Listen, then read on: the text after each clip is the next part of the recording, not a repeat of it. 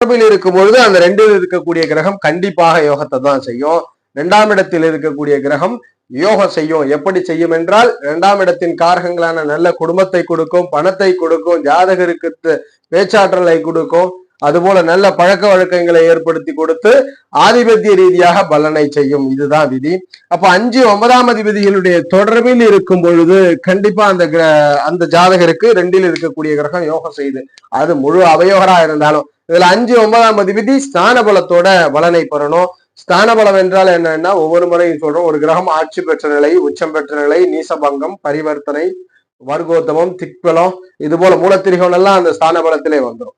அப்ப இந்த நிலையில இருந்துச்சுன்னா இப்போ 2இல் இருக்கக்கூடிய கிரகம் யோகமா இருக்கு. நம்ம பார்க்கக்கூடிய பலன் சூரியன் முதல் சுக்கிரன் வரை 2இல் யோகமா இருக்குன்னு எடுத்துக்கலாம். ஒருவேளை 2ஆல இருக்கக்கூடிய கிரகம் யோக கிரகமாவே இருந்துச்சுன்னா தனித்து கூட வலுப்பெறலாம். அதுல எந்த விதமான மறுபாட்சமும் இல்லை.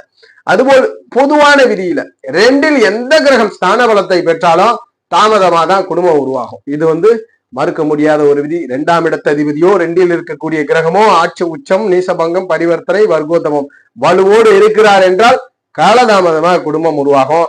அந்தந்த காலத்திற்கு ஏற்றார் போல ஒரு 27 வயதுல திருமணம் எல்லாரும் செஞ்சுக்கிறாங்க. இந்த காலகட்டத்திலன்னா ஜாதகருக்கு 29 வயது ஆகும், தாமதப்படுத்தி கொடுக்கும். அதன் பிறகுதான் திருமணம்ன்றதை கொடுக்கும். சோ இது விதி.